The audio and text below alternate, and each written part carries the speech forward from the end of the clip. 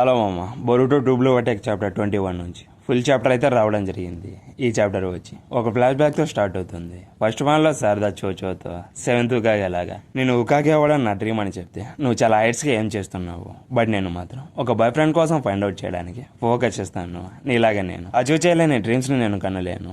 నా కోసం ఎలాంటి ఆన్సర్ వెయిట్ చేస్తున్నాడని నాకు చాలా ఆతృతగా ఉందని అంటుంది. అండ్ ఇంకొక ప్యానల్లో బొరుటో అండ్ శారదా ఇద్దరు వాళ్ళ గోల్స్ గురించి మాట్లాడుకుంటూ, శారదా సమ్ టైమ్స్ నిన్ను చూస్తుంటే నాకు చాలా అసూయగా ఉంటుంది బరుటో అని అంటే, అప్పుడు బరుటో వచ్చి నేను కూడా మీ నాన్నలాగా నింజా అవ్వాలని అనుకుంటున్నా శారదా, హుకాకి అవ్వడం నీ గోల్ కదా, అయితే నేనే నీకు హెల్ప్ చేసేది, ఎప్పుడు నీ పక్కనే ఉండి నేను ప్రొటెక్ట్ చేస్తానని అంటాడు. ఇక సెకండ్ ప్యానల్లో చూసుకుంటే సుమిరే శారదాతో నీకు బరుటో అంటే ఇష్టం కదా అని అడిగితే యా అవునని చెప్పి, అప్పుడే నరుటో నా దృష్టిలో హుకాగే అంటే విలేజ్లో ఉన్న ప్రతి ఒక్కరు నా ఫ్యామిలీ అని చెప్పిన మాటలను గుర్తు చేసుకొని నేను సెవెంత్ ఉకాగే లాగా లేదా మా నాన్నలాగా ఒక ఆసం నుంచి అయితే కాదు, సో పనికిరాని వాటి గురించి నాకు ఆలోచించడానికి టైం లేదు. సెవెంత్ ఉకాగే లాగా నేను కూడా హుకాగే అవ్వాలి. నా మెయిన్ ప్రయారిటీ ఏంటంటే లీఫ్ విలేజ్లో ఉన్న ప్రతి ఒక్కరిని ప్రొటెక్ట్ చేయడమని సుమిరితో చెప్తుంది. ఇక నెక్స్ట్ కవాకి నరుటోని డైమెన్షన్ లిస్ట్ సీల్ చేసి ఏడా సెండింగ్ అన్న అబిలిటీ బరుటో నరుటోని కిల్ చేశాడని మెమొరీస్ని ఆల్టర్ చేస్తుంది. ఇక కవాకి బరుటోని కిల్ చేసి నరుటోని సేవ్ చేయాలని అనుకుంటాడు. బట్ అలా జరగకుండా శారదా బరుటోని ప్రొటెక్ట్ చేస్తూ ఉంటుంది. దానికి కవాకి వచ్చి ఎన్నిసార్లు నా దారికి అడ్డం వస్తావు, శారదా నా దారి నుంచి తప్పుకో అని శారదాని కూడా అటాక్ చేస్తూ ఉంటాడు. బట్ బరుటో ఆ అటాక్ నుంచి శారదాని ప్రొటెక్ట్ చేస్తాడు. అయితే ఆ అటాక్ బరుటో రైటాకి తగులుతుంది. ఇక పక్కనే ఉన్న శకుమారు సెవెంత్గాగే మిస్సింగ్ గురించి మాట్లాడితే బరుటో చేతిలో నరుటో చనిపోయాడని చాలా ఛాన్సెస్ ఉన్నాయని అంటాడు. ఇక మిత్సుకి శారదా నేను వెళ్ళి బరుటోని చంపేస్తా, పక్కకు తప్పుకొని అంటాడు. అలాగే సాస్కే వాళ్ళు నువ్వు బ్లేమ్ చేయలేవు, ఈ విషయం తెలిసాక ఎవరైనా ఇలాగే రియాక్ట్ అవుతారు. అయినా బరుటో రియల్లీ కవాకిని చంపడానికి ట్రై చేశాడు.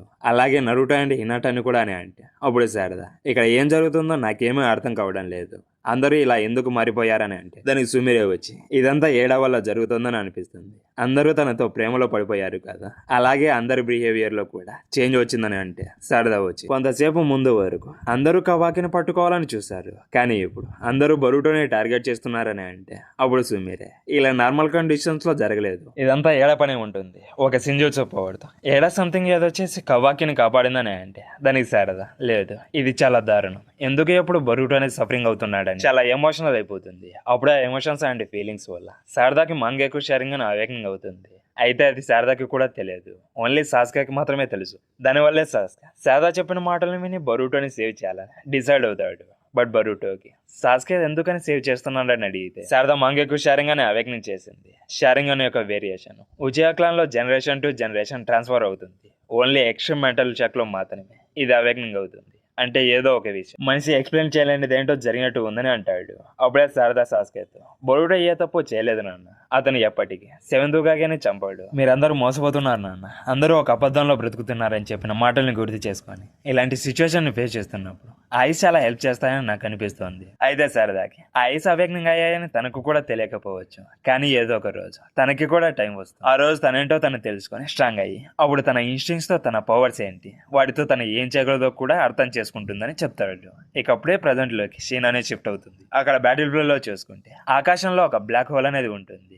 ఎప్పుడైతే రయ్యు తన ఐరన్ శాండ్ తో శారదా మీద అటాక్ చేస్తాడు, అప్పుడు ఐరన్ శాండ్ ఆ బ్లాక్ హోల్ లోకి వెళ్తూ ఉంటుంది. అది రయ్యు చూసి అసలు ఆ బ్లాక్ స్పియర్ ఏంటి, అది శారదా అబిలిటీనేనా అని అనుకుంటాడు. ఇక శారదా మిత్సుకిని పిలిచి నాకు యోడా అండ్ ఆరాయా లైఫే ముఖ్యం, నేను నువ్వే ప్రొటెక్ట్ చేసుకొని అంటుంది.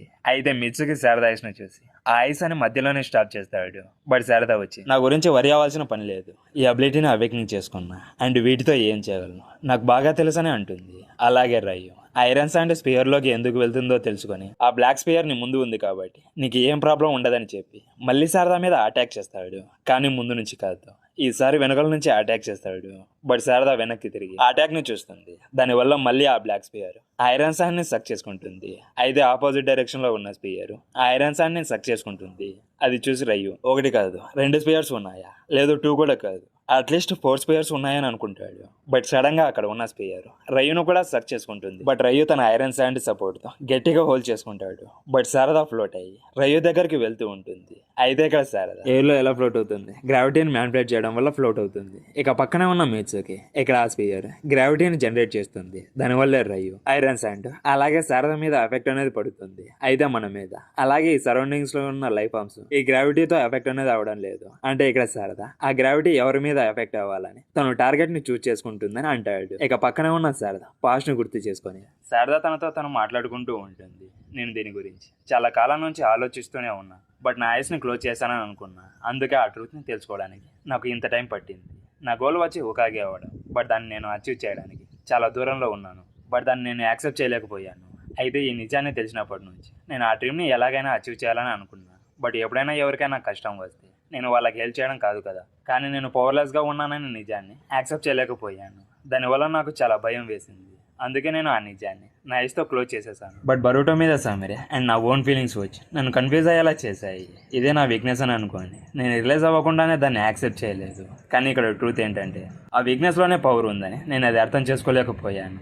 దానివల్లే నాలో ఉన్న హిడెన్ పవర్స్ అవేక్నింగ్ చేసుకోకుండా డినై చేశాను అని తనలో తను మాట్లాడుకుంటూ ఉంటుంది. బట్ శారద ఫైట్ మధ్యలోనే స్పేస్ అవుట్ అవ్వడం మిత్సుకి చూసి శారదాన్ని గట్టిగా అరుస్తాడు. అప్పుడు రయ్యు వచ్చి ఒక పిచ్చిదానిలాగా నీలో నువ్వు మాట్లాడుకుంటున్నావని అడుగుతాడు. బట్ ఇక్కడ శారద మాంగేకు షారింగ్ అని వచ్చి చాలా ఫోర్స్తో రయ్యు శాండీని సక్ చేసుకుంటూ ఉంటుంది. అక్కడ ఫోర్స్ చాలా స్ట్రాంగ్గా ఉండడం చూసి రయ్యు షాక్ అయిపోతాడు. అప్పుడే శారద వచ్చి ఇప్పుడు ట్రూత్ని నా ఐస్తో క్లోజ్ చేస్తాను. ఒకవేళ నేను అలా చేస్తే నా ఐస్ ముందు జరుగుతున్న రియాలిటీని అంటే అపోనెంట్స్ని టఫ్ సిచ్యుయేషన్స్ని నేను ఫేస్ చేయలేను. అండ్ నేను ఒకరిని కూడా సేవ్ చేయలేను అనుకోని తన వీక్నెస్ని యాక్సెప్ట్ చేసి స్ట్రాంగ్ అవుతుంది. ఇక శారద తన మాంగేకు షారింగ్ అని పోవడం కొన్ని పోర్టల్స్ను ఓపెన్ చేసి రయ్యు మీద అటాక్ చేస్తూ ఉంటుంది. బట్ రయ్యు వచ్చి ఆ అటాక్ నుంచి ఎస్కేప్ అవ్వడానికి క్లాగ్రిన్స్ని యూజ్ చేసి సింజు డైమెన్షన్లోకి వెళ్ళాలని అనుకుంటాడు. కానీ ఎస్కేప్ కాలేకపోతాడు. బికాస్ తనని పోర్టల్ గ్రావిటీతో పిన్ చేయడం వల్ల తన బాడీని మూవ్ కాదు కదా మామ, అసలు ఫింగర్స్ని కూడా మూవ్ చేయలేకపోతాడు. ఇక శారద ఉకాగే అవ్వాలని తన గోల్ని అచీవ్ చేయాలంటే ఫస్ట్ తను బిలీవ్ చేసుకొని ఓ హీరోమే అబిలిటీతో రయ్యుని అటాక్ చేస్తే ఆ స్పియర్ రయ్యుని వచ్చి కంప్లీట్గా సక్ చేసుకొని రయ్యుని డిస్ట్రాక్ట్ చేస్తే పౌడర్ లాగా అయిపోతాడు. ఇక తర్వాత శారద ఫస్ట్ టైం మంగేకు షారింగాన్ని యూజ్ చేయడం వల్ల తన ఐస్ నుంచి బ్లీడ్ అవుతూ ఉంటుంది. బికాస్ మంగేకు షారింగాన్ని యూజ్ చేయడం అంత ఈజీ కాదు, దాన్ని కంట్రోల్ చేయడం చాలా ఇంపార్టెంట్. అలాగే షారింగాన్ని యూజ్ చేయాలంటే లాట్స్ ఆఫ్ చాక్రా కావాలి. దానివల్ల శారదాని ట్రైడ్ అయ్యేలా చేస్తుంది. అలాగే కాన్షియస్ని కూడా లాస్ అయిపోయి శారద గ్రౌండ్ మీద పడుతూ ఉంటుంది. అయితే అప్పుడే మిత్సుకి శారద దగ్గరికి వెళ్ళి గ్రౌండ్ మీద పడిపోకుండా తనని పట్టుకుంటాడు. ఇక శారద రయ్యుని డిఫీట్ చేయడం వల్ల తను థాన్సల్ బల్బ్ లాగా ట్రాన్స్ఫర్మేషన్ అయిపోతాడు. అయితే ఇంకో పక్క ఏడ తన సెంటరింగ్ అని అయితే ఇక్కడ ఏం జరుగుతుందో అదంతా చూసి శారద న్యూ పవర్ అయిన మ్యాంగైకు షారింగాన్ని అవేక్నించేసి రయ్యుని డిఫీట్ చేస్తుందని కోజీ అండ్ బరూటోకి ఇన్ఫార్మ్ చేస్తుంది. దానికి కోజీ అయితే శారద ఏం ప్రాబ్లం లేకోకుండా మేనేజ్ చేసి మాంగేకు షారింగాన్ని అవేక్నింగ్ చేసిందా, ఈ బ్యాటిల్లో మోస్ట్ ఇంపార్టెంట్ పార్ట్ వచ్చి ఇదే. శారద మాంగేకు షారింగాన్ని అవేక్నింగ్ చేసి చాలా మంచిదైందని చెప్తాడు. బట్ అప్పుడే ఏడ ఇది నీకు మంచిదై ఉండొచ్చు కానీ ఎవడోకి మాత్రం కాదని అంటే దానికి మనం ఏం చేయలేము. ఇక్కడ శారద మాంగేకు షారింగాన్ని అవేక్నింగ్ చేయాలంటే ఎవడో సాక్రిఫైస్ చాలా అవసరము. తన సాక్రిఫైస్ ఇక్కడ ఏం వేస్ట్ కాలేదు కదా అని చెప్తే దానికి బొరూటో వచ్చి వెయిట్ ఏ సెకండ్ కోచ్, నేను అడిగిన క్వశ్చన్స్కి హానెస్ట్గా ఆన్సర్ చెప్తావా? శారద న్యూ పవర్స్ని అవేక్నింగ్ చేసుకోవడంతో పాటు అక్కడ ఉన్న అందరినీ బ్రతికేయడానికి ఒక దారి ఉందని అడిగితే నేను నీకు ఒకటి మాత్రం చెప్పగలను, నువ్వు కనుక వాళ్ళని రెస్క్యూ చేయడానికి వెళ్ళి ఉంటే శారద న్యూ పవర్స్ని అస్సలు అవేక్నింగ్ చేసుకొని ఉండేదే కాదని అంటే అయితే ఎవడు ఆ ఫైట్లో చనిపోతుందని నీకు ముందే తెలుసు అయినా కూడా నాకు ఏం చెప్పలేదని అంటే ఈ విషయం నీకు చెప్పి ఉంటే నువ్వు ఖచ్చితంగా వాళ్ళని సేవ్ చేయడానికి వెళ్ళి ఉండేవాడివి. ఒకవేళ నీకు దీని గురించి చెప్పి ఉంటే ఈ రిజల్ట్స్ వచ్చేవే కాదని అనుకున్నా. కానీ ఇప్పుడు ఈ అవుట్కమ్ని చూస్తుంటే ఇప్పుడు నేను కాన్ఫిడెంట్గా చెప్పగలను ఇది జరిగిందంతా మన మంచిగానే అంటే అయితే కొనామరు సంగతి ఏంటి, అతను మత్సూరిని డిఫీట్ చేస్తాడని అడిగితే ఏం చెప్పకుండా సైలెంట్గా ఉంటాడు. దాంతో బరూటో నేను అడిగింది నీకు వినిపిస్తుందా అని అంటే అయితే నీ సంగతి ఏంటి బరూటో, నేను చెప్పేదేమన్నా నువ్వు వింటున్నావో బరూటో? ప్రతి సింజోస్ వాళ్ళ సెన్సెస్ని జూరాతో షేర్ చేసుకుంటున్నారు. ఇప్పుడు కనుక నువ్వు కొనహామరుని సేవ్ చేయడానికి వెళ్తే నువ్వు ఉజియో రసాయనాన్ని యూజ్ చేసే లోపే చాలా ఫాస్ట్గా జూరాన్ని నువ్వు క్యాప్చర్ చేసి చంపేస్తాడు. ఇలా నెంబర్ ఆఫ్ టైమ్స్ జరగడము నా ఫ్యూచర్ పాసిబిలిటీస్లో చూసానని చెప్తాడు.